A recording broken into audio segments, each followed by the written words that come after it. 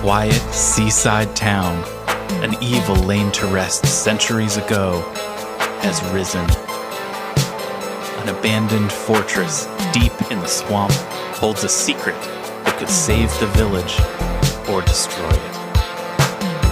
Now, a band of adventurers sets out to dig up the wounds of the past and bring the light of day to the roots of ruin.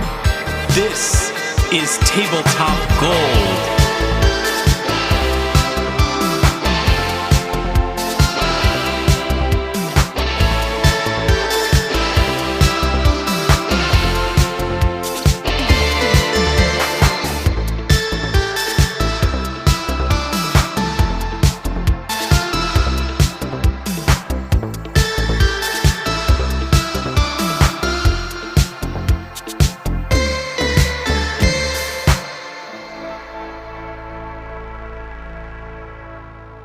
Hello, friends, and welcome to Tabletop Gold, episode 113. My name is Lars Casteen. I'm the Golden Tyrant. Welcome to the show. Glad to have you with us. This should prove to be an interesting episode, made all the more interesting by the following people joining me, as always, for the show. Robin Lange. Good that time. Good that time. Zoe Chernicoff. Good that time. David the Tin Man Chernicoff. Yes, good that time. And Matt Humphreys. Good that time. Good that time. Dude, if you ever got to be like a prize fighter or a wrestler or something like that, go on. The ability for somebody to announce you as like, Matt Humphreys! It's just like so good, right? Good cadence. Doesn't it feel good? Does it feel good to you? It feels good to me. I mean, I think I just had to make a career shift here now. Yeah, it's time to abandon your dreams of being an author and instead get your ass beat at in an arena in front of people. In a choreographed routine. In a choreographed routine. Sounds good. Listen, I know that you're doing something that you love, but what if you did something completely unlike it forever? Honestly, it's fun? a strong pitch. It's a very strong good. pitch, yeah. I once got a piece of career advice that I've always tried to take, which is follow Lars's dreams. Yeah. For you. Mhm. I think that's really right on the nose. Yeah, they're working out. They're working out great. So glad to have you along for the ride. Can I poll actually the cast quickly whether they'd want to be a babyface or a heel? Great question. Help. Robin looks confused. Help. Give me a definition. Yeah. Okay. Do you want to do it? Do you want to do it, Armin? I know what these terms mean, and I still want to hear the definitions. Okay. I think you should probably do it because you're the bigger wrestling person than I am, but I do love this breakdown. Basically, these are both terms of art in the wrestling business to try to make it so that people overhearing people in wrestling wouldn't understand that it's fixed, right? This is like old carny talk. The babyface is the good guy in a wrestling match whose job it is to get beaten up and get the audience's sympathy while doing it. The heel is the bad guy in the wrestling match whose job it is to gain as much audience disgust and hatred as possible while beating up the good guy. Okay. I vaguely remember some of these like characters from when I'd like catch, like there'd be like Sunday WWE on the TV when I was a kid, and that would just come on after something else, and I'd kind of stare at it for a few minutes, go, no, okay. So I think the shorthand way of thinking about this is: would you want the audience to cheer you, or would you want the audience to boo you? Does that line up with your understanding of this, Armat? Yeah, that's exactly what I was thinking of. So, considering the fact that wrestling is not something that I'm super into or am passionate about in any way whatsoever, I think the main question would be is, were I to become a wrestler and have to choose between these things, I would say, which pays me more? And the answer to that is very easy. Definitely being a babyface. Babyface. There you go, Because then. people will buy your t-shirts and stuff like that. There you go. There's my answer. Robin is just in it for the money. I love it. What a good... And that's such a heel answer. Oh, it's getting tricky. In-ring babyface, outer ring heel. I love it. Yeah. I love... Oh, that's probably the way it usually... I mean, that's definitely like the Hulk Hogan story is like, That guy was getting cheered while being the worst human being, basically, to ever be. Well, one of the worst. I can think of a few worse than Hulk Hogan, but he was definitely up there. Okay, who Zoe? Do you want people to boo you or cheer you? Or do you want to be a heel or a baby face? I consider myself in all things athletic, which is to say, I haven't done like team sports for a long time, but to be a defender, which makes me feel like I'd be a heel. Like when I played soccer, I was a fullback. Like I think heel. All right. Yeah, I played defense as well. Yeah. I guess that makes sense. Clearly I don't have a deep knowledge here that I'm working off of. I'm just tying some tenuous threads together and coming up with an answer. I appreciate you faking it until you make it. I love it. Don't be modest. David, do you have an answer to this question? Heel. You'd be a heel.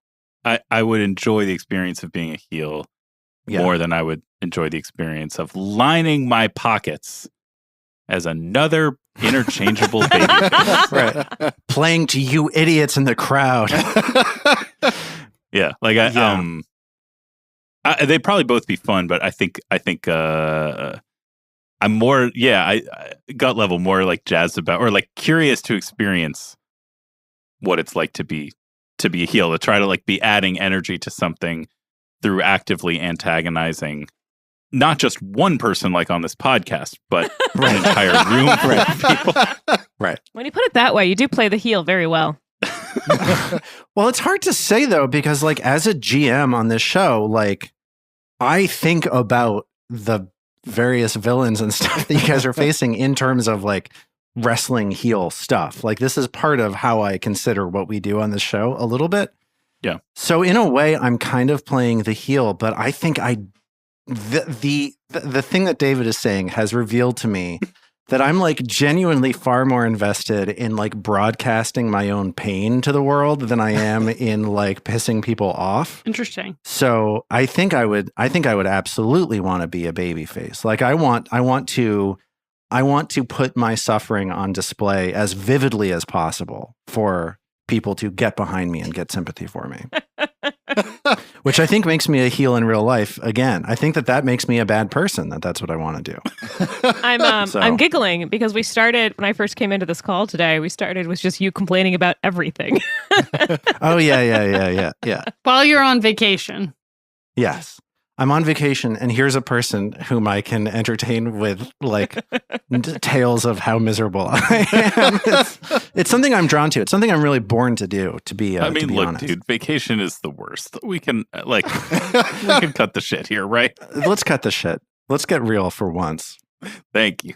I mean, the vacation's fine. It's just like, things add. I'm recording remotely. I'm here for 2 more days. You're at the tail end of a pretty long vacation. Yeah, I've been gone with for family. 3 weeks. I was going to say, family. Is vacation with family truly a vacation? Yeah. It's not it's a vacation. It's not a vacation. You're traveling. Yeah. You're not on vacation. Armat, this is your idea, this healer babyface thing. So why not answer it yourself? What are you hiding? Are you a healer or babyface? What are you trying to hide from us? I think I respect the heel's job more, but I would probably end up caving and being a babyface because I'm a people pleaser. Wow, I'm a heel in a room full of baby faces, guys. This is rough.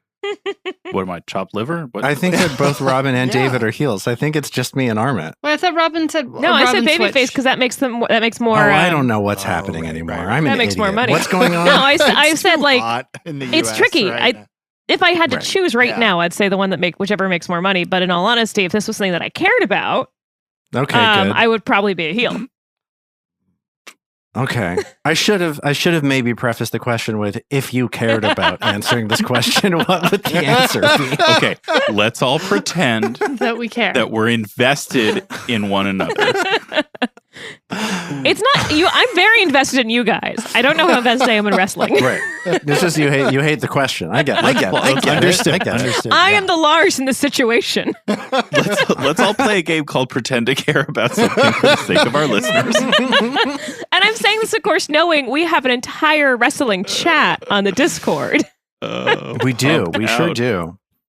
The wrestling chat, which draws either people only to talk in it, or it's the number one channel on our Discord that people are like, oh yeah, no, I muted that one immediately upon joining. I forgot the we had Discord. it. So Yeah. to recap, it's 3 to 2 baby faces to heels, and the 2 heels are Yes. married. Yeah. Okay. Hey, just you know, Hmm. processing.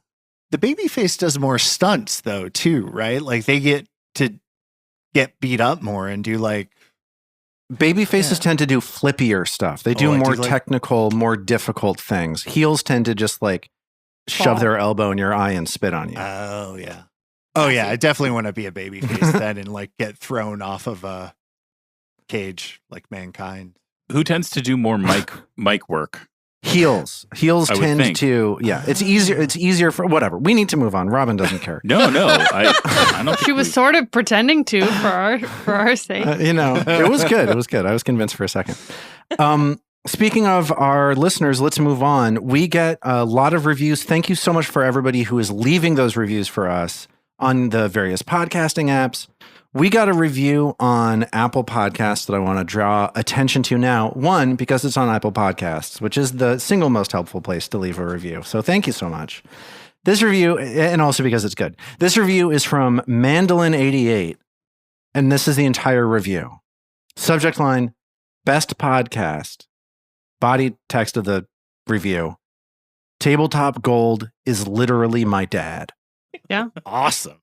I love it. Yeah. I love it so much. It's like, it's such, I don't know exactly what it means, but it feels really positive, right? It feels really complimentary. Do you remember when I had you guys sign all those legalese DocuSign documents? Oh, yeah, yeah. The ones that you said we shouldn't read?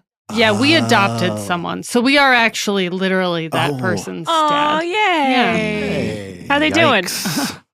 Oh, yeah, I don't know. We owe alimony. I was Wow. going to say we're deadbeat dads. Time now, to start that unfortunately. Patreon. Why did we do this? What's the upside on adopting this I wanted stranger the that we adopted? review. We Yeah. got the Oh, review. it was for Yeah, the review. yeah. Worth it. Okay. Playing the long game. I like it. One parent per star. Yeah, but thank you, Mandolin88, for that review. Thank you. And let's get into it. Let's play our game.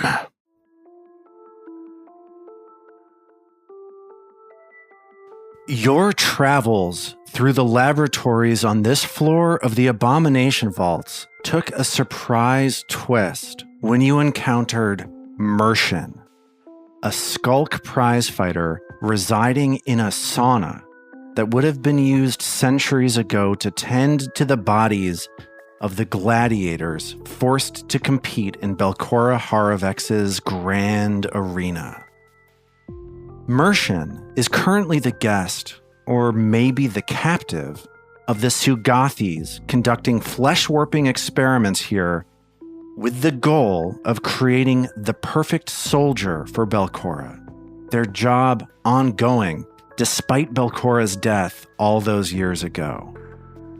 Mercian has spent weeks being tested by the Sugathis, fighting monster after monster to prove to them that he's worthy of the flesh-warping process that he believes will enhance his fighting abilities, and which will then allow him to venture back out into the world to make his name as a world-class pugilist.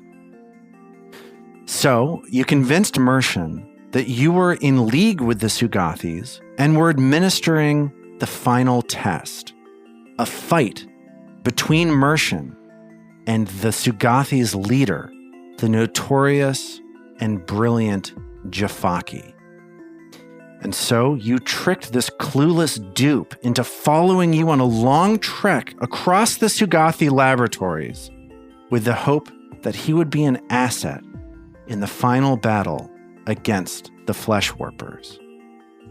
And now you stand within Jafaki's inner sanctum, finally getting your eyes on the current manifestation of Jafaki's ongoing obsession. In a display case on the lab's back wall are myriad body parts harvested from creatures captured and evaluated by the Sugathis. So maybe the truth is still dawning on you.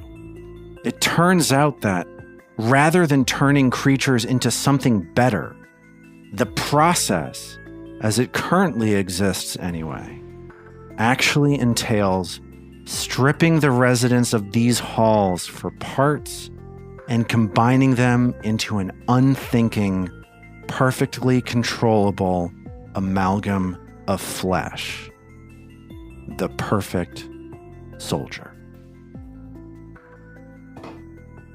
It's more of a used car dealership than a new car lot. Maybe a chop shop even. Yeah. Right. So that's where we're picking up. You're here in Jafaki's lab. Jafaki and a Drider, this enormous half-subterranean elf, half-gigantic spider, are in here working on something, doing some kind of experimentation. There are these shelves lining the floor to the ceiling, covered with alchemical gear and potions and elixirs and fizzling like smoke coming out of beakers and those weird glass curvy pipettes connecting various things to each other. In that wall of body parts at the far end of the room there's this sound that permeates the entire time that you're in here, that you've been in here. It's this Morlock's head that is being preserved by some electrical impulse, issuing a the entire time that you're here. And also I want to remind you that Ao is dressed up as a Dreshkin, a flesh-warped Morlock with electrical energy pulsing through its weird spider legs. So where we left off, Jafaki just said, "Oh, what is that idiot doing in here?" And that kicks off a conversation between Jafaki and Mershon. Jafaki is looking towards Mershon as a long strand of drool starts dripping out of their mouth, and their 12 eyes look over Mershon, and Jafaki just moans faintly to itself, just,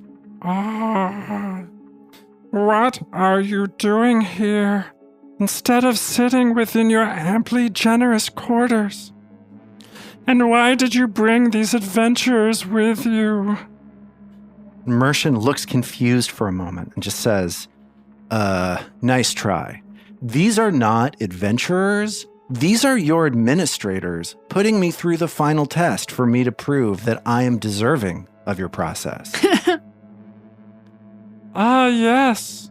And what is that test? And Jafaki looks intrigued as their eyes look hungrily over Mershon and then over the four of you as well. I'm come here to beat your ass, and once your ass is sufficiently beaten, then you will enhance me and I will leave this place to make my fame and fortune as a prize fighter around the Isle of Kortos and beyond. Question. Yes. I feel like he's a baby face. Mershon is a total baby Okay, face. just checking Absolutely. that my understanding was correct. His stat block says he's chaotic evil, but I say he's a baby face. We didn't end up talking about, but before we started recording, you'd made some comment about Pokemon, and thinking back to the image of him, he looks like Machamp. He does look like Machamp. I Machamp, agree. right? That one. I can't remember what Machamp and Machamp are each a little different. You mixed up your Garchomp with your Machamp. Look, we don't need to get into it. Lars, would you say Jafaki's more of a heel? I think Jafaki's more of a heel. Feels like Yeah. Starting to get this. Totally. But there's a glimmer of understanding that washes across Jafaki's face as Mershon tells his story, and Jafaki says, Ah, yes. I understand what is happening now. This is very impressive. What a delicious opportunity to learn more and to gaze upon all of you beautiful, beautiful creatures. and a grin appears on Jafaki's 3-barbed mouth. Yes, good. Let's do a test. I'm excited to see which of you is strongest. The 3 of you or this empty-headed prize fighter. And Jafaki turns to Mershon. You, whatever your name is, you have been lied to. The test is not to fight me. The real test, as of now, is to fight these liars. And Mershon looks confused. He's like, and when I pass the test, you'll do the process on me. Yes, of course. And then I'll be stronger than ever so I can leave here and make my name in the world. Yes. Yes, of course. You'll get everything you deserve. And Mershon turns to the party and says, I mean, maybe. The way we got here was a little weird. Is this true? And it's at this point that we are going to do a special social encounter. The group Ooh. versus Jafaki to convince Mershon to fight on your side or Jafaki's side. Ooh, high Oh, stakes. that's awesome. So good. I am hyped for this. Also, Jafaki's mic work, really good. Yes. Yeah. So Mershon is right here. He's believed your group that he's been brought here to Jafaki's laboratory to fight Jafaki himself as part of a test to qualify for the flesh warping process that he believes will make him stronger. But now that Jafaki is here, he's going to try to convince him to fight you instead. So here's what I want to do. I want to roll initiative. I want to have one of you roll initiative. Whoever is going to be the lead sort of negotiator. And on the other side, it's going to be Jafaki. Okay, so let's start off rolling initiative using a skill that you think is going to be your predominant way of dealing with this issue. I'm going to have Jafaki roll initiative with their diplomacy score. Because Trill is putting on a bit of a character, could I argue for Trill to use performance? Sure, I'll allow it. I think that's fine. So that ended up being a 30. Okay, I think that's really good for you because Jafaki with their diplomacy only managed to roll a 24. So the party is going to get to go first. Okay. So here's how we're going to do this. I want you to use some sort of skill. Maybe it's diplomacy. Maybe it's something else. Maybe it's athletics. However, whatever way you take to get to whatever skill, I'm going to allow you to use whatever skill you want to. We're going to go back and forth. When it's the party's turn, I'm going to ask one of you to step forward, say what it is that you're doing, and make your check. It's either going to be versus Mershon's will DC or perception DC, depending on what kind of check it is. I'll let you know that as we go. Did we learn anything about the strength of either of those? I think it is probably based on your understanding of this gentleman's smarts. Perception might be a little bit higher than will. He doesn't seem the most or the strongest minded person you've ever encountered. Interesting. Okay, I could see that. If you succeed on your check, you're going to nudge Mershon to fighting for you.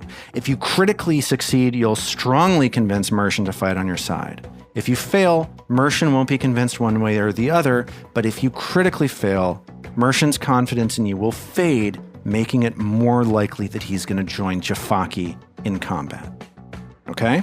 It's like a dog that's had more than one human in its life. And in order to figure out who it should go home with, you get on opposite sides of the thing and you call the dog and you see which way the dog Right. is. It's like the end of a movie in which like a dirtbag adopted a dog and then learned how to be a good person and gradually forming a bond with the dog. And then the dog's upper crust owners show up and which one does the dog like more? The dirtbag living in the trailer park or the upper crusty yacht people? I'm pretty sure that's the plot of The Mighty Ducks, right? Or No. Big Daddy, the Adam Sandler. Lars, in this one, are we the dirtbags? It's up to you who's the dirtbag. We've been trying to answer that question all episode long is of who is the dirtbag? Time will tell. Time will tell. So let's see how this works. So Trill looks at Mershon. Oh, Mershon, don't you see? If you just do this. You've absolutely lost, because if you fight us and win, you're never leaving this place. You're never gonna get out and achieve your goals. But if you fight Jafaki, you're gonna be one of the most famous fighters in all the world. In all Galarian. Okay.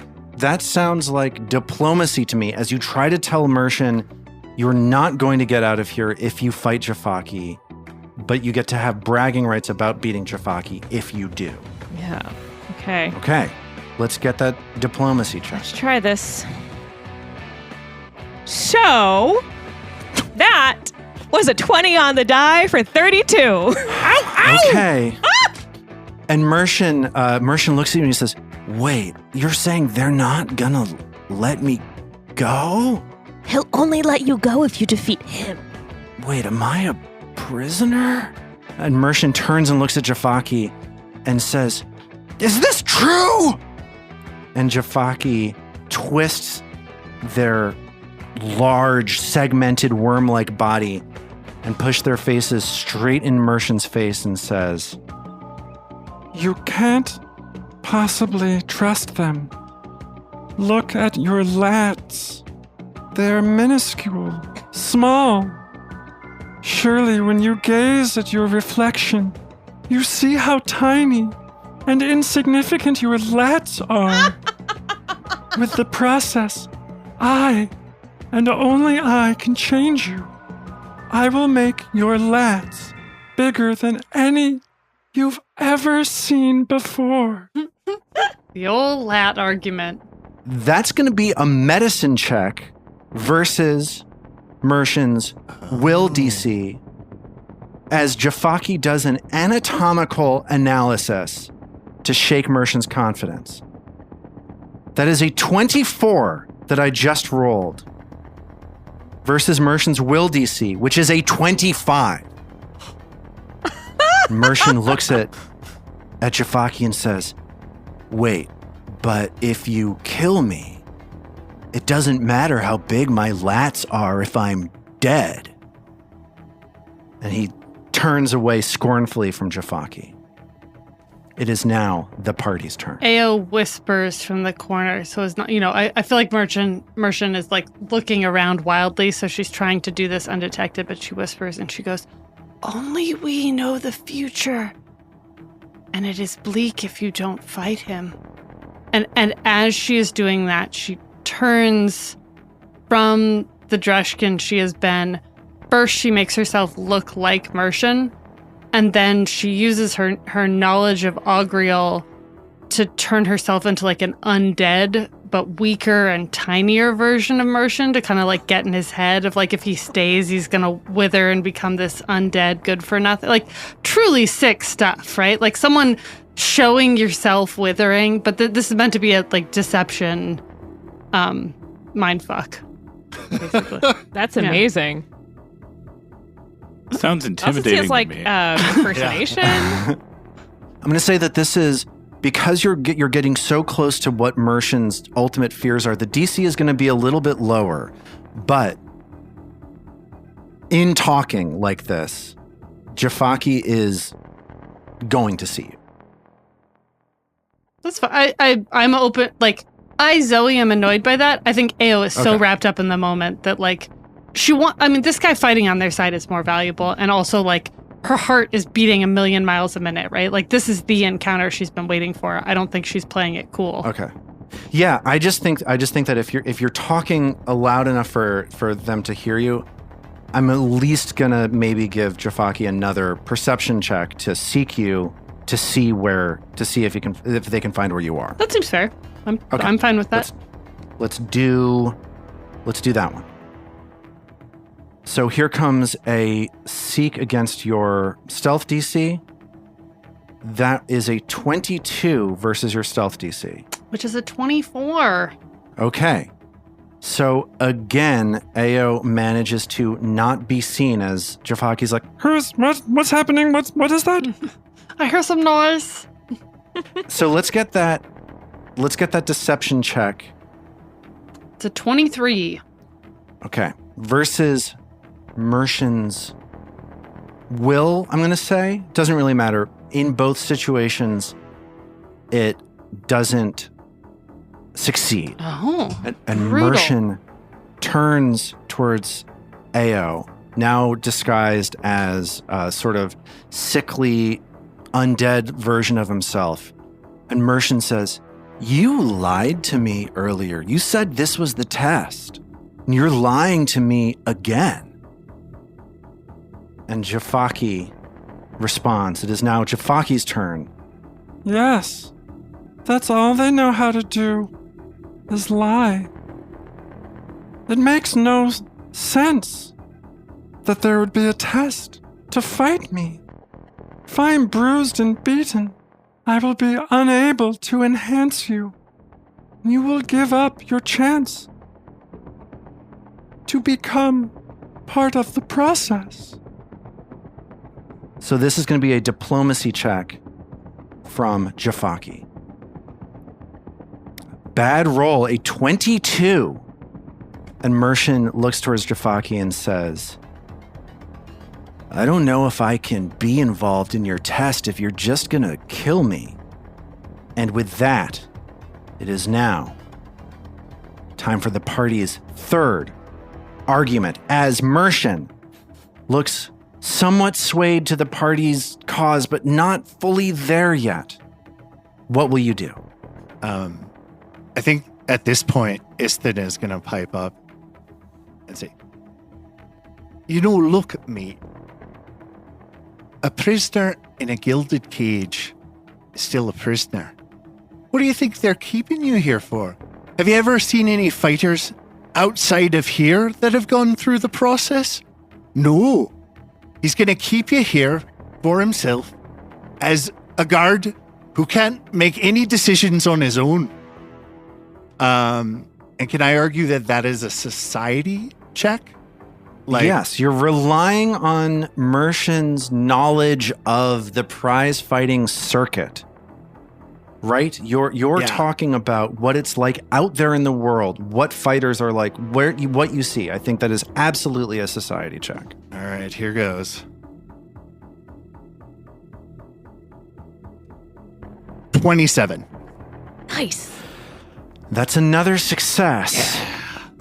As Mercian says, "Yeah, I'm not sure I have actually ever seen anybody with the process out in the circuit, actually.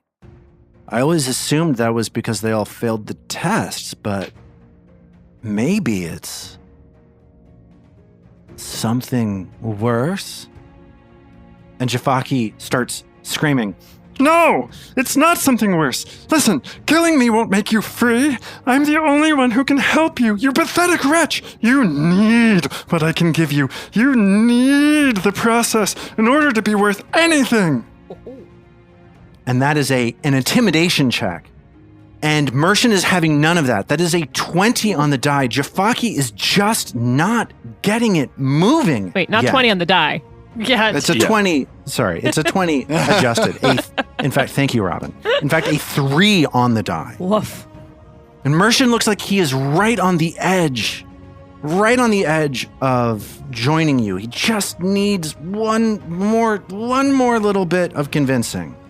So, as we enter the 4th round of arguments, can the party come up with something good enough to convince Mercian to take up arms against the Drider and Jafaki? Magdaruna.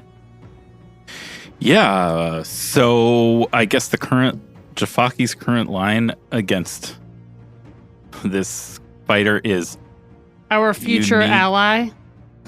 our future ally is you need to have the process in order to be any good at fighting, right? That's the last thing we heard?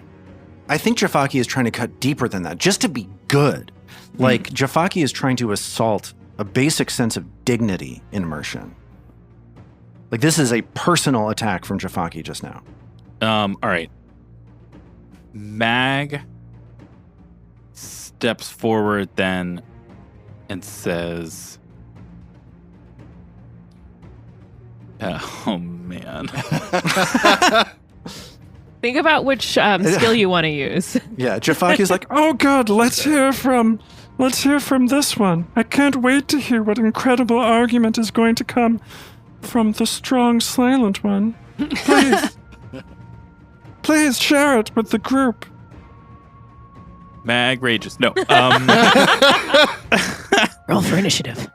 So I don't think Swamp Lore is going to work. Mag fixes Mercian with a look eye to eye and says, "You don't need the process for anything, and you certainly don't need the process to be ready to fight. I've never had it, and I can still do this." And she tosses her maul in the air, catches it with two hands, and then sweeps it across into, let's just say, a nearby wall. and these walls are covered with shelves, so there's ample stuff for this maul to break and get launched with. Yes, I would like to flavor break stuff. I don't want to smash the wall full of alchemical materials. Unless it's helpful to us. Sorry, Lars, would that be helpful to us? Then you should do I think it. filling the room with toxic gas is both helpful and hurtful to you, so let's just go with it. Okay. It's a classic double-edged hammer. We're gonna sounds like find axe. no. We're gonna say that there's a wall of sort of flavor stuff. It's just Erlenmeyer flask after Erlenmeyer flask.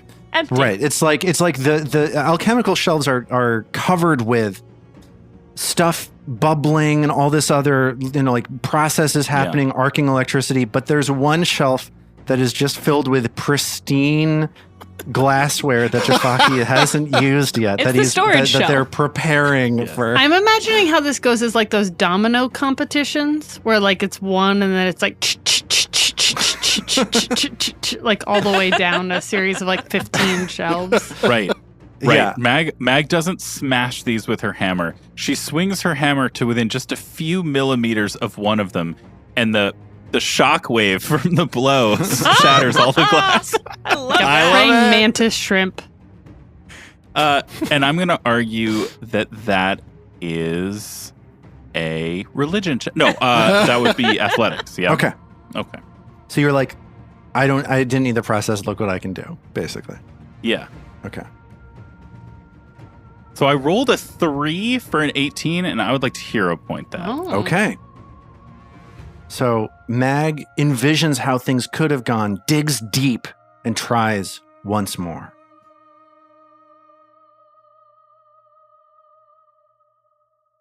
And it's a 19 this time. On the die.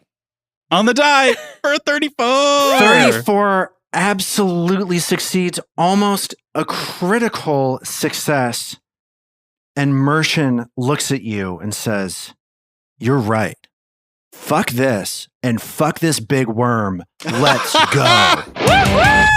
Ow. Yeah.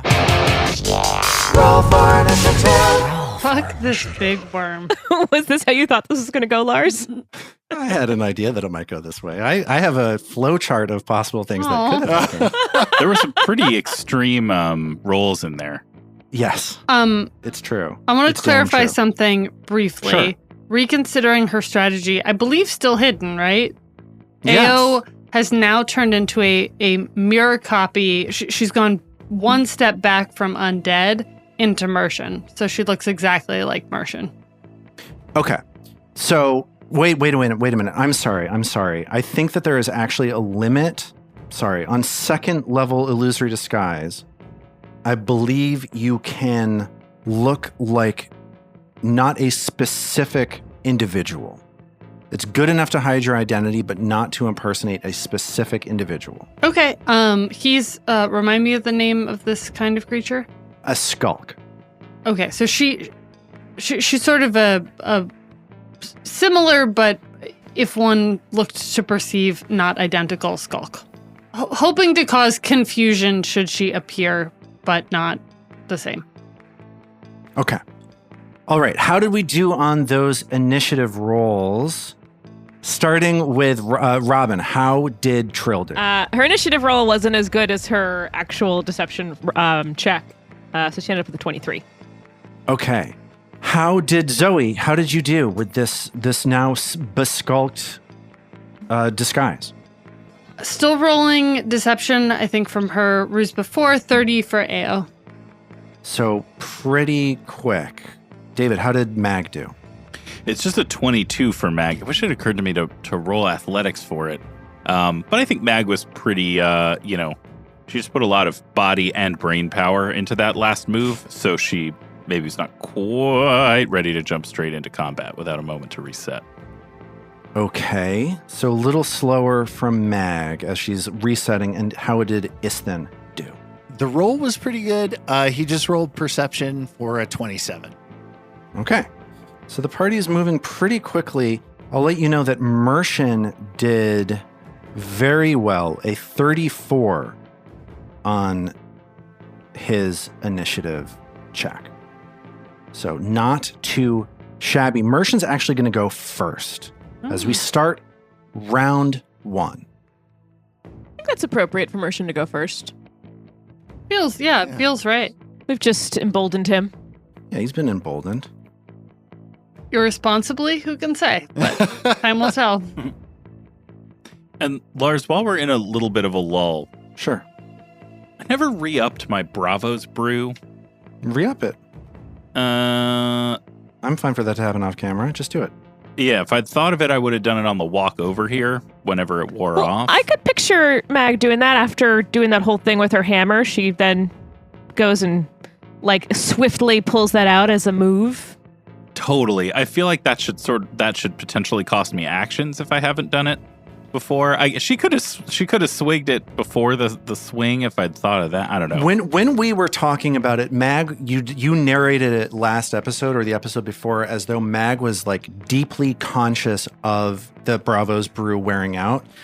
I'm totally happy to chalk up that not showing up on mic as just we were doing other stuff. The idea that you million things. Yeah, the idea that you didn't think of it is silly. Mag would have thought of it. It's been part of your plan the entire time. Don't worry about it. Yeah. So I'm just going to burn this second one if I can figure out how to apply it. There we go. Yeah, okay.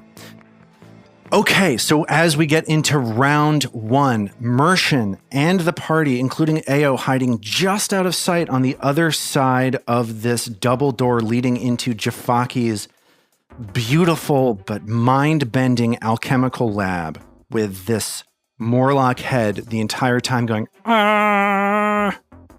Here's what Mershon is going to do. Mershon is standing about 3 feet away from this Drider that's been watching the entire time. This Drider is wielding this massive-looking glaive. And the first thing that Mershon is going to do is change his stance. He shifts his body around and puts his hands up in the air, ready to use his hands as tearing weapons to rip at flesh. Oh. Mershon runs around the Drider into the middle of the room, setting himself up exactly between Jafaki and the Drider, and sets up the flank on the Drider along with Trill and lunges forward with a hand to try to rip at the Lars. Drider's flesh. Yes. Lars, does Yes. Mershon have to save against Jafaki's mind fog? Jafaki does not have Mind Fog active, which I think is an interesting detail. The Drider looks relatively clear-headed, and all of you are feeling relatively clear-headed at this point. So it seems as though Jafaki's Mind Fog is not in effect, maybe to keep the Drider lucid. Oh, interesting. But Mershon lunges forward, snaps out with his fist to try to rip at the Drider's flesh. That's a 38 to hit. That's a critical hit. Nice. Awesome. Wow. This is going to be another Mark do-over. I don't want to curse us, but remember what a help Mark was 108 episodes ago or whatever that was? Mershon is actually Drow for Mark. The Drow Mark. Mm-hmm. And Mershon snaps forward, grabs a weak point in the Drider's torso and rips at his sternum for a second for 42 points of damage. It's like when you're eating crab and you know how sometimes you Yeah. tear off a leg and you get like a Right. shit ton of meat and other times it's just like a weird little stringy bit? Okay, which one was this? This is a shit ton. Gotcha. And Mershon yells, "This is the new test!" And it's Jafaki's turn. I love Mershon so much. Jafaki starts moving their weird little millipede legs around and chanting and casting a spell and starts levitating off of the ground. Yeah. It begins. And they float 10 feet up into the air, cackling the entire time. That's good, worms. Fight beneath me. Fight below me. Let's see who's the strongest. Yes, you beautiful little monsters. Go fight. And they spend their second action to float even higher up into the air. And they're now levitating 20 feet above you, cackling their little millipede legs, kicking wildly like they're swimming upwards. It's now Ao's turn as you see this massive strike on the Drider, and then Jafaki starts to float away. What will you do? I think Ao sees the Drider as an obstacle. Jafaki is obviously the prize here, but it is closest to her, and also I think she understands at this point, flat-footed to her because she rolled deception and it is not gone yet. So she's got a leg up on it, as it were, even though it has many more weird fleshy crab legs than she does. We don't know much about Driders. We talked to the one in the bar, but in terms of like damage, they might be immune to. She does a quick swipe of all the glass that Mag shattered with her athletics antics before to do a TKP to do piercing damage, I would imagine, on this thing. To just try and take a chunk out of the Drider and obliterate it. Okay. That is a 31. Oh, and that 31 is almost a critical hit. Oof. How does Ao feel at this moment that she sees Jafaki floating up? Like, you know that Jafaki is responsible for all of this stuff, and you're taking this pot shot at their henchmen. But what's going through Ao's mind right now as it seems as though the tide is turning in a valuable direction for you? So I think she's behind not being able to use deception, which she's very good at, to convince, like everyone else did the work on Mershon, right? Ao was the one person who didn't actually pull any weight there. So like, I think she is distracted and anxious, but she's behind this door, and I think she's just looking up at Jafaki and just with like a sweep of her hand doing this motion at the Drider to like, it's like Legos on the floor when you're chasing your kid who just hit their sibling, right? Like, she's just clearing shit out of the way to get after the thing that she really cares about. So she's not even like looking at this creature or thinking about it. Like, she's staying hidden but staring at Jafaki 20 feet up in the air, like eye on the prize, as it were. It's almost like this is just automatic. Like, she's just doing this Exactly. instinctively. Like, okay. Well, let's see how much damage this lacerating telekinetic projectile does. that is, I believe, included the flat-footed damage, 16 points of damage.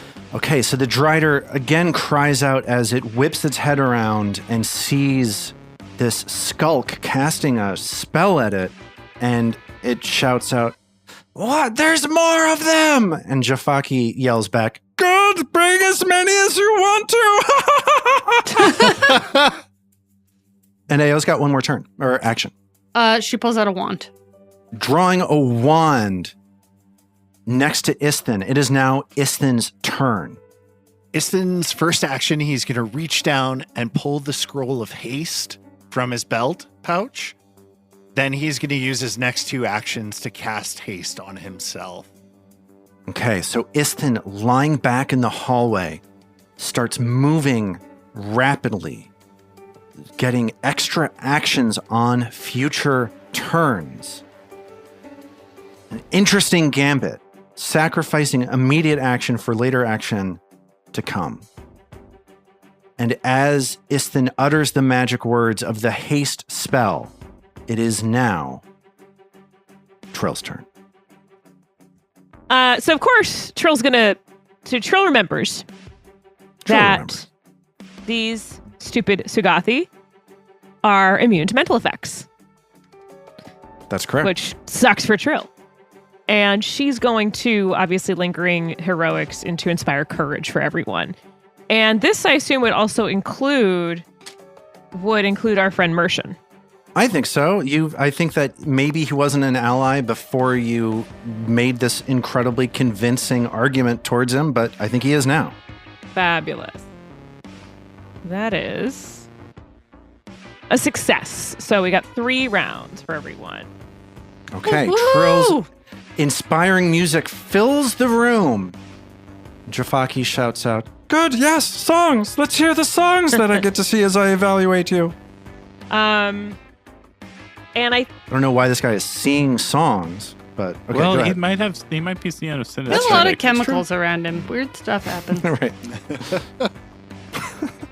So Trill is going to actually move because even though I'm sure Mercian is happy to be getting that bonus, Trill being right next to the Driders, probably not a great idea. Do we know if Driders have AOOs? You didn't see the Drider strike out at Mercian, but you don't know if that's because they weren't ready. So I think it's a little unclear at this point. Okay, so Trill's first thing is going to then be recall knowledge on this Drider. Yeah, okay. Figure out if they Sounds have good. AOO, and then if there's anything else she can, if her roll's good enough, if she can get anything else. Well, good news for Trill, that's a occultism check. Yeah. Love when that happens. Let's see, how'd she do? Okay, so Trill, looking at this Drider, tries to see if they have the sort of combat training necessary to do an attack of opportunity. The answer is no. And the next thing, and I'll give you one more thing, just because I'm a nice guy, is that you get the sense that this Drider, you look at his legs, his spider legs, you see that it would be trivially easy for the Drider to climb anywhere it wanted to. Ooh. I mean, it is part spider, and that is kind of what they do, so that makes sense. And I don't have dubious knowledge. Kill it fast, and then it won't get to climb around, right? If we just kill it pretty fast. So yeah, the best debuff is killing them. So Trill's going to move then for her final action over towards this desk that she's a little further away because she doesn't want to get spanked. And as she's quickly scurrying over there, she shouts out over her encouraging movement music, They can both get up on the ceiling! and that's Trill's action. That's Trill's turn. And as Trill runs over to the eastern side of the room, it is now Mag's turn. Y'all been starting with the Drider, so I guess we're starting with the Drider. Well, it's better to fight one thing than two. I know. I always feel like I should start with the biggest thing in the room because I'm the biggest thing in the room. But not a. I was going to say it's not a terrible idea, and then Lars was shaking his head back and forth.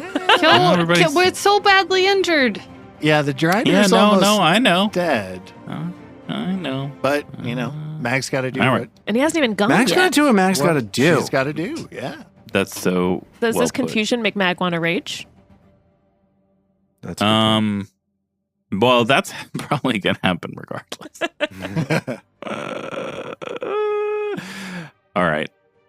Mag will rage, step forward, or I guess step forward, and take up a flanking position with Mercian.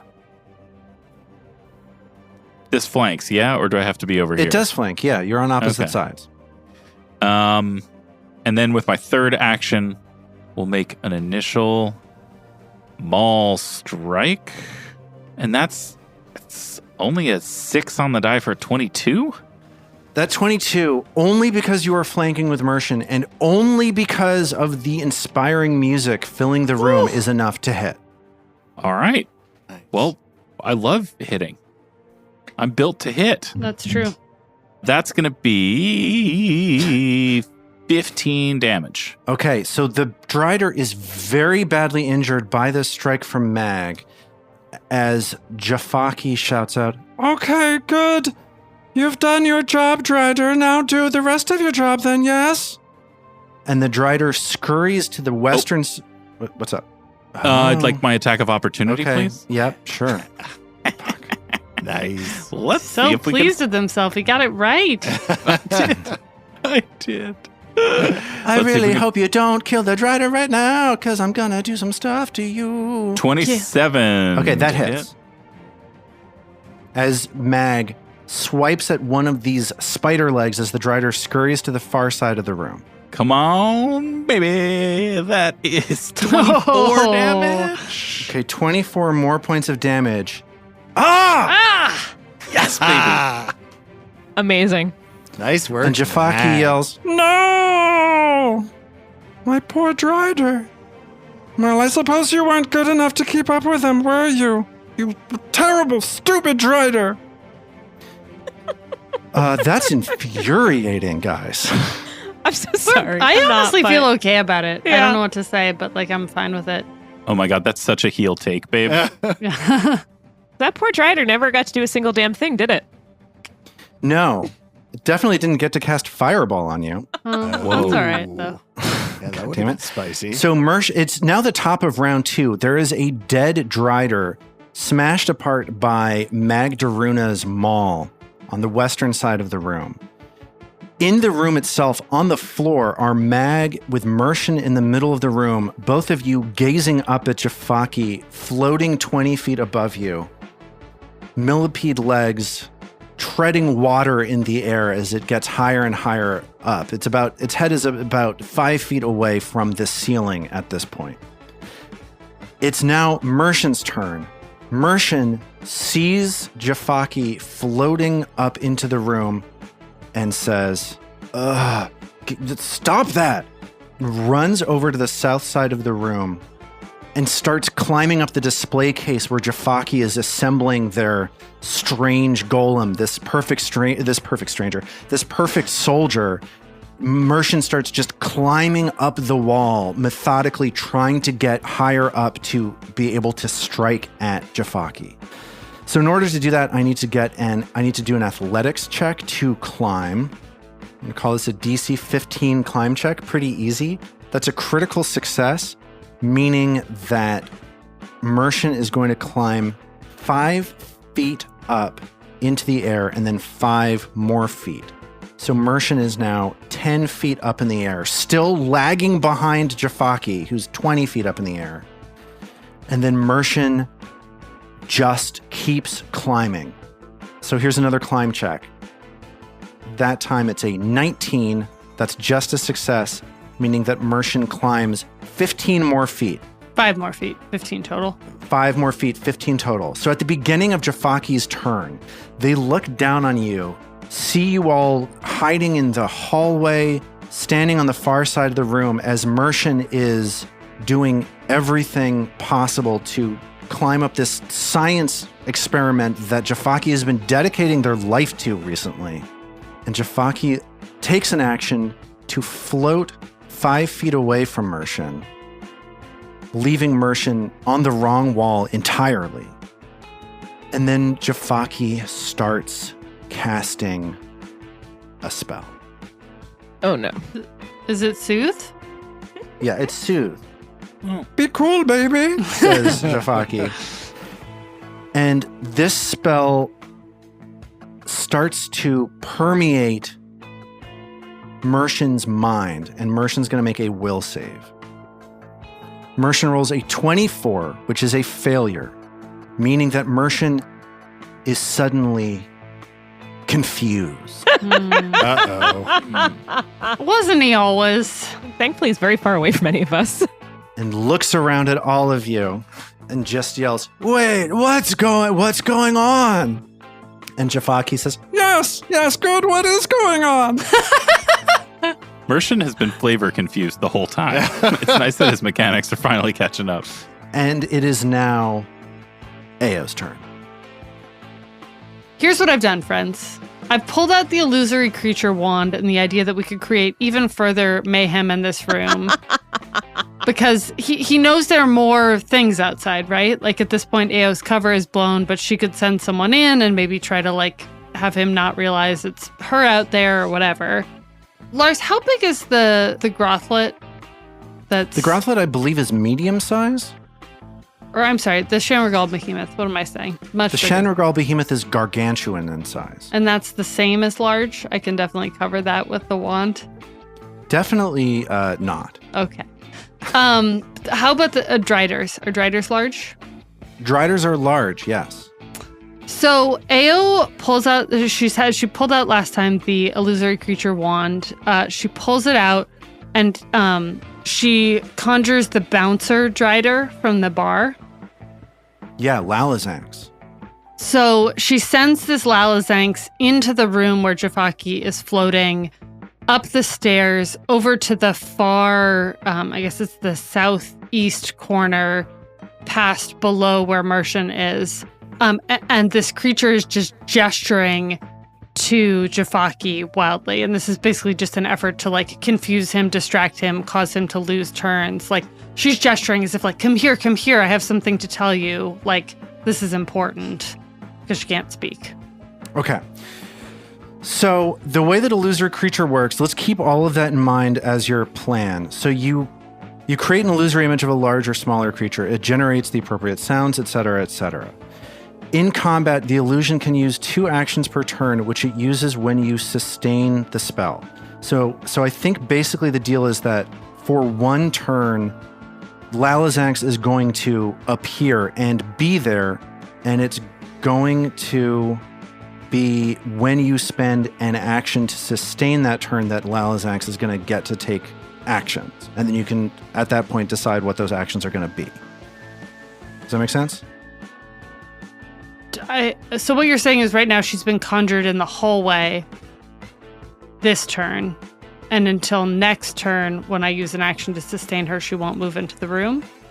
Well, I'm just trying to look at the rules for illusory creature and figure out what happens when you cast it. I agree with you about the sustain thing. I took it to mean using 2 actions now to cast it would allow me to have a creature do something this turn. And then next time, if I want her to keep doing something, I'd need to use an action to have her get 2 actions. But that may not be your understanding, and I'm fine I don't with that. see that it gets actions when you cast it, but you can cast it within 500 feet. So you can... So you have room to cast it where you want to. What have I done this turn? I genuinely don't understand. It sounds like you pulled out a wand and you cast illusory creature. What can she do this turn? It sounds like it reads to me. If you're reading the spell differently than I am, it seems like you can conjure the creature this turn, and then later, if you spend an action to sustain the spell, then that creature gets to take 2 actions. Okay. Then I guess Ao does that and then pulls out Chompers for her 3rd action. So this conjured Lalazanx is... Well, where can I conjure it? I mean, I can conjure it anywhere within 500 feet. All she's trying to do is create chaos, right? Like, obviously Sure. This thing is not Lalazanx. So I think she conjures it at the southeast corner. Suddenly, at a moment when Jafaki is staring at them and shouting about how great this is, there's Lalazanx in the corner. Got it. I think that totally makes sense. So Lalazanx appears in the corner and Ao draws Chompers. Okay, and as Lalazanx appears in the corner, Jafaki looks around the room and is just like, Wait! No! What's happening? The bartender, that idiot bouncer is here. No! What's happening? it is Isthin's turn. Isthin moving faster than usual as he has the quickened condition thanks to a spell scroll of haste. Yeah. What is Isthin going to do? So Isthin is going to use his hasted action to stride towards Jafaki. So he's right under where he is. Then Isthin is going to do something that I think is kind of fun. Last night, It's good to have fun. when Isthin prepared his spells, I didn't let myself re-prepare in the morning. So what I'm going to do is I'm going to dispel magic on Jafaki's levitate. Okay. Ooh. Interesting gambit. Like puncturing a tire.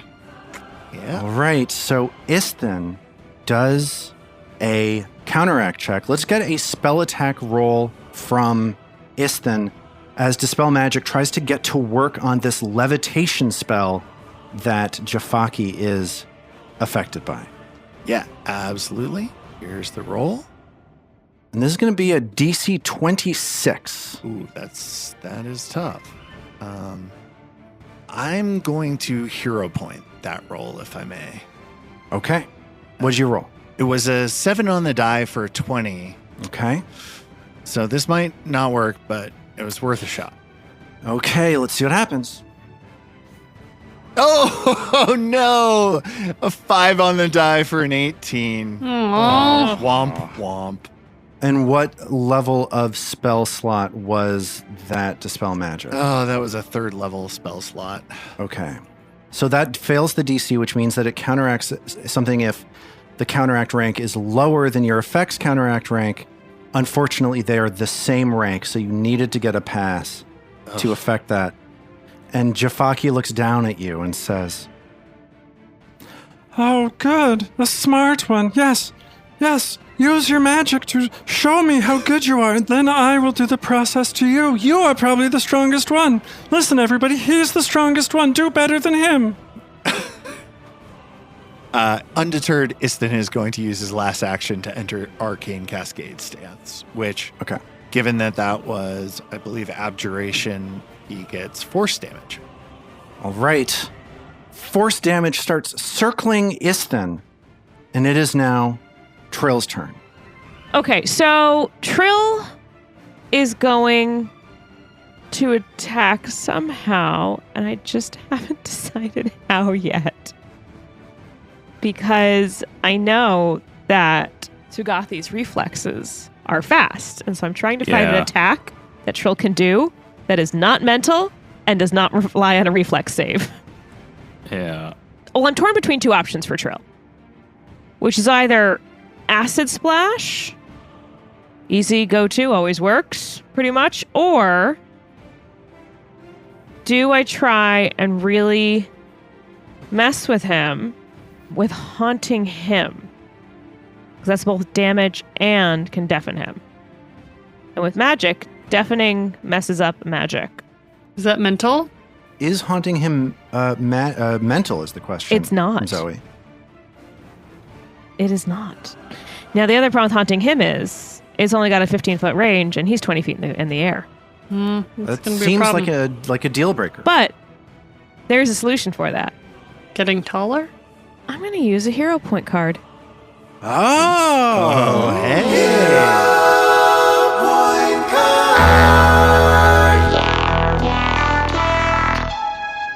I can get it. I can almost reach it. From my favorite of the Indiana Jones movies. This is a hero card from Jim from Appleton, Wisconsin.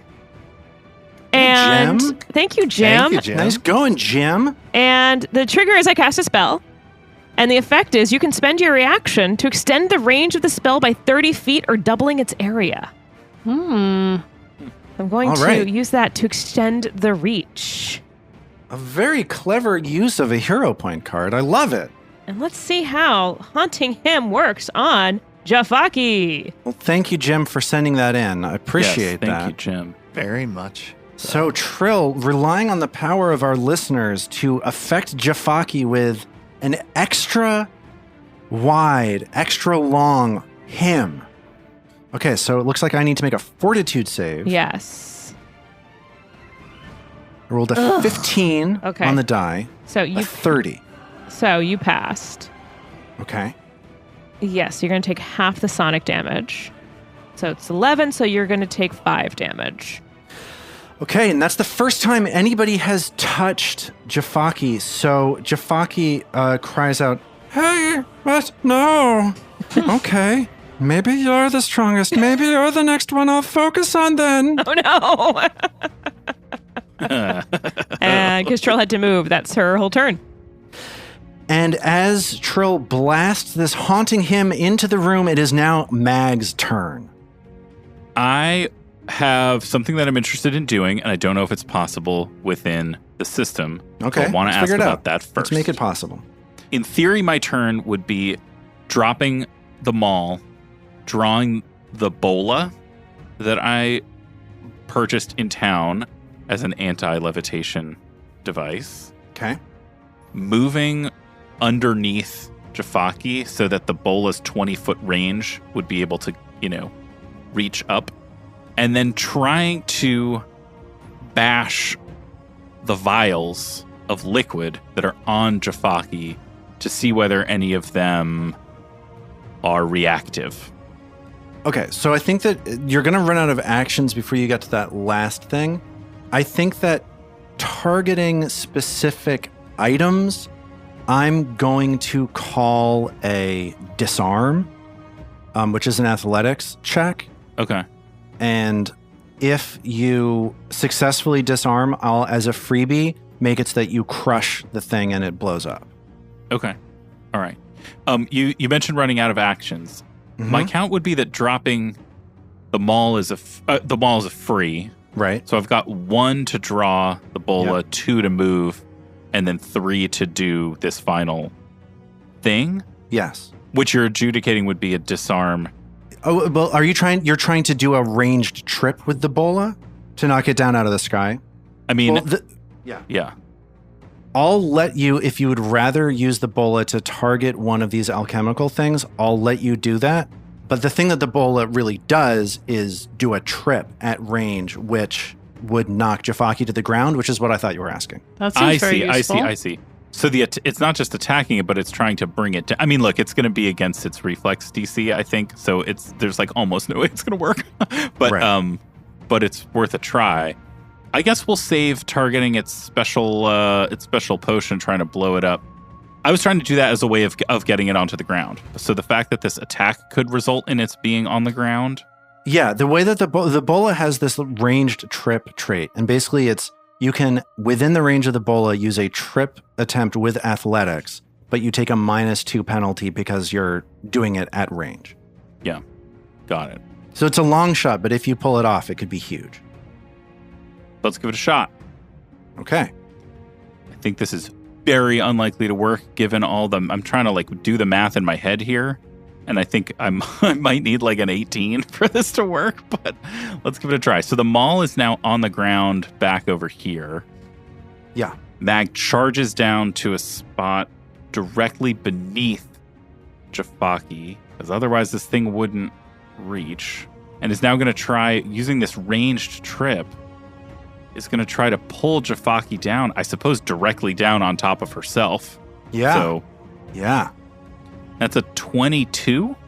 Which is actually going to be a 20 because of the -2 from the ranged trip, and that's not going to be enough to trip Jafaki.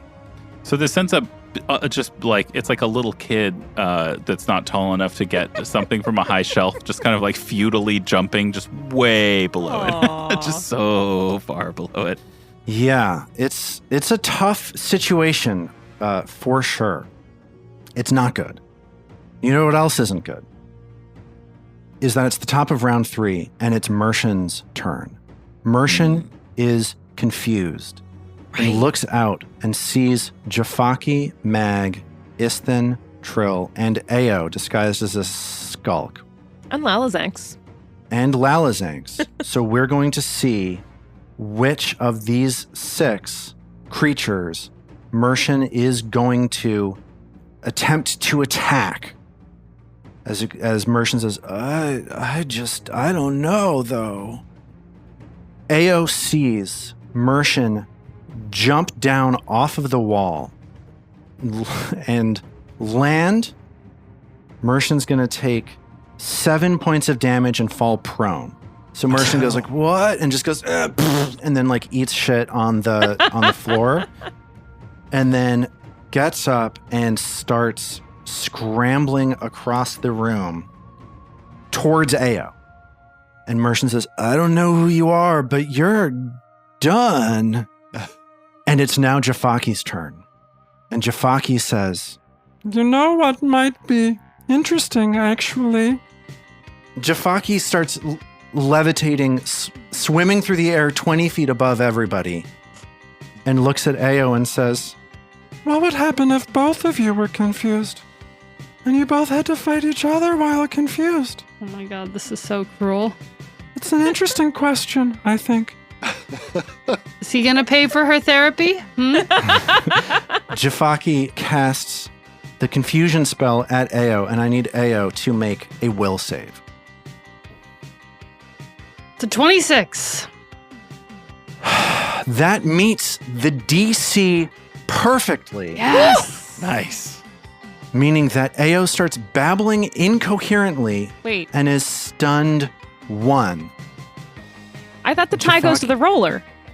It did. She's Yeah. not confused. She's just stunned. Oh, It's a stunned, success. So instead of being confused, okay. Whew. Ao is babbling incoherently and is stunned 1. Which means I get one less action? Yes. Yeah. That's exactly it. Yeah, but you can't use reactions either.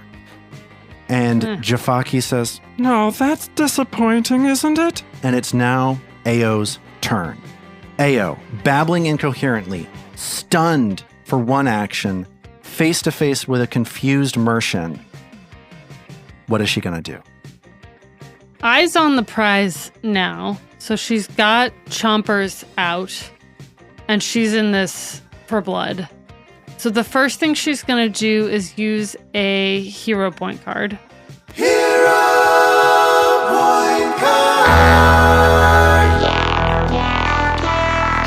And I would like to declare that I am going whole hog, which I think AO would do at Yeah. this point. Woo! Yeah. Yes. This is a hero point card from Wirtz in Dallas, Texas, called the Whole Hog. Makes Thank sense. you, Thanks, Words. Shout out words. If this attack hits, it is automatically a crit. Draw from the crit hit deck. If applicable, crit hit effects would reduce damage. I can choose to redraw, but I have to keep the second card. If the attack is a critical hit, the attack deals the higher of double damage or the damage on the critical hit card.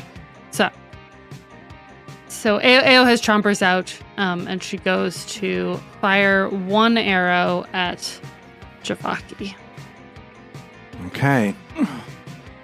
for a 21. No, hero point. I don't know, right? I guess 2 hero points is really expensive. Seems like a lot.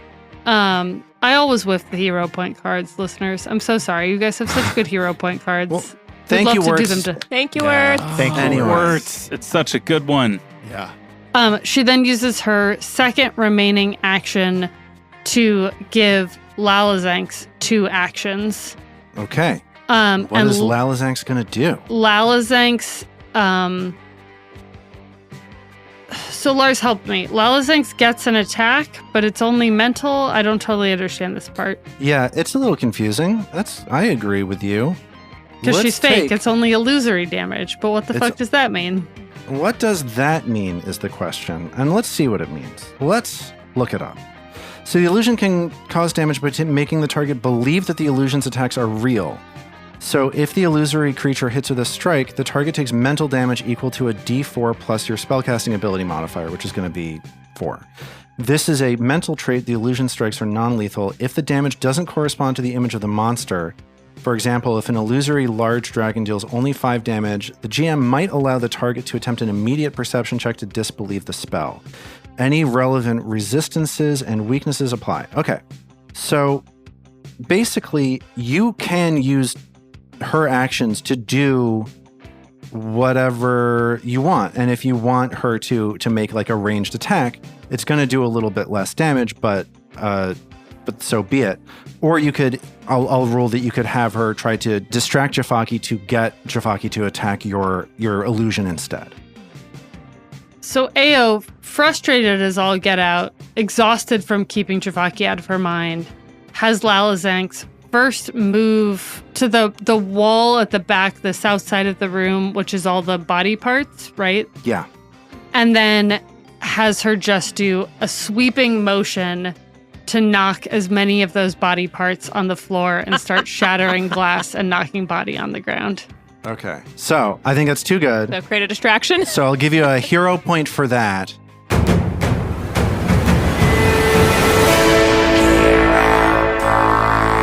I'm not going to have any check associated with it. I think this is something that's going to, that like you're kind of getting the payload of the spell right now. Jafaki turns around and says, right, no, don't mess with those. And Jafaki's attention turns straight towards Lalazanx. And then Ao has another action, right? No, 'Cause- she only has 2 because she's stunned. Oh, 'cause she's stunned. So 1 to fire the arrow and Right. 1 to give Lalazanx 2. which is So so I the got party- 3 in a way. Lars, suck it. Okay, I love it. I don't care. Okay, so the party is just pestering Jafaki at this point. So Jafaki is just harried, and 20 feet below Jafaki's feet is Isthin, who again is quickened and has a force damage arcane cascade spinning around him. What is Isthin going to do? Such a cool description. I have the spell telekinetic maneuver. If I use it to make a trip attempt on Jafaki, would that knock him down from the air? According to my interpretation of the rules, yes. Okay, cool. Isthin is going to cast True Strike and then telekinetic maneuver and try and blast him out of the air. Oh, that's so cool. Because True Strike lets you roll an attack roll twice, and telekinetic maneuver does a trip attempt with your attack roll. Exactly. That's okay, cool. let's see if it works out. All right. I don't like it, but let's see. TKM. That's exciting. Oh, God. You have a hero point? You can only use one fortune or misfortune effect on a roll. I rolled a 7 and an 8 for 21. I am, just so sad about these rolls. Crushing. Yeah, that was such a good combo. The dice just betraying you. Well, them's the breaks, as they say. Ugh. I don't. We could blame Lars, right? That's what we usually do here. I mean, yeah, it works. Good old standby. I'll take it. Any chance to absorb pain is something that I'm into. So let's Baby face. Isthin's just going to stride a little bit north to put himself in range of Mershon, just in case that confusion goes awry. And that's his turn. Okay. And as Isthin steps forward, it is now Trill's turn. So Trill sees Isthin kind of flub his way through that. Classic Isthin. And she feels bad for Isthin. She's getting very frustrated with this Sugathi that's like hovering over her. And she looks up and it's got its creepy little millipede legs doing all these things. And I think Trill's actually going to attempt to kind of cut it down to size a little bit, just like Isthin did. And Trill's going to cast Ray of Enfeeblement. Oh. This does not have a mental trait. So we got an attack roll, and if that hits, then I make a fortitude save. So fingers crossed on this. And that's a miss. What'd you roll? It's a 21. Now, Damn. but wait. Yes? Isn't there... What? No, I was looking at the wrong one.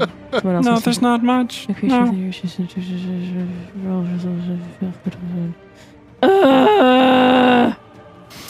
I think... That's the sound most creatures make before the process. I think... Can I use a hero point to re-roll that? Yeah, sure. Let's do it. Let's do it, guys. Do you know what? I'm sick of this. Re-roll. And that's the exact same roll. Hero point card. Jafaki throws their head back and laughs. You'll never be able to stop me. Maybe I'll do the process on all of you. So as for Trill's final action, she retreats to the wall. And it is now Mag's turn. Lars, Yeah. what's the largest thing I can throw, and how far can I throw it? So improvised weapon attacks, you can grab a thing, you take a -2 to your attack roll, and since it's ranged, it's going to be with dexterity, so keep that in mind. You can grab anything, and I'll have it do like a d6 or so of damage. Probably not the answer you wanted. There were several components of that answer that were not what I wanted. Yeah, that's right. I'm very sorry. No. That's why I asked. Could I intimidate Jafaki so hard that it drops by 10 feet? No. All right. So I'm not sure what else useful there is to do, y'all, for Mag. So I think Mag starts the turn by sprinting back underneath Jafaki to where the bola has fallen to the ground. And do I guess I'm still holding it. I didn't throw it last time. Yeah. Yes, you did. I did. Yeah. But it fell back to me, basically, right, we're saying? yeah. So I'm still holding it. Or do I need to spend an action, like picking it up off the ground? You spend an action to pick it up, and then you can spend another action to range to trip with it, exactly. Yeah. Okay. Mag will sprint over, slide on the ground, and as she slides on the ground, she picks up the bola in one hand, and then in a single motion, she pops back up off the ground and swings the bola up. And we all watch in slow motion as the bola unfurls to its full length, 5 feet, 10 feet, 15, 20 feet, extending all the way toward. It's not exactly how I visualize a bola working, but let's go with it. I don't know what a bola is. It's like a little thing it's like a string connecting two Heavy two balls. I see. They're so swinging in the air, trying to grab a hold of this. Right. guy. So we're hurling it up. Okay. So she hurls it up with these two balls, like spreading out to where they could potentially like encompass Jafaki if they make contact. These dangling humdingers blasting out of your drawers. Nice callback. And we see it moving up, extending upward, tumbling end over end in slow motion toward Jafaki. And we'll see whether you knock Jafaki to the ground when we pick up from there next time.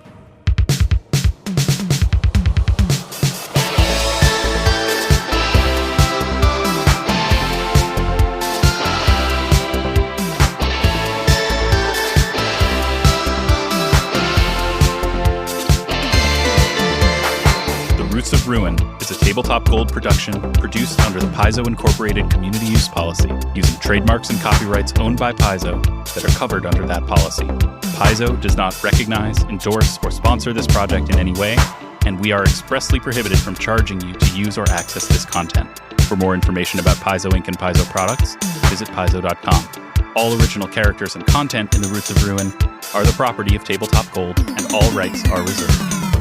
We at Tabletop Gold would love to hear from you.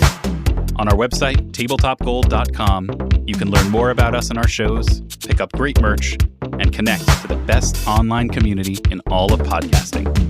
Thanks for listening.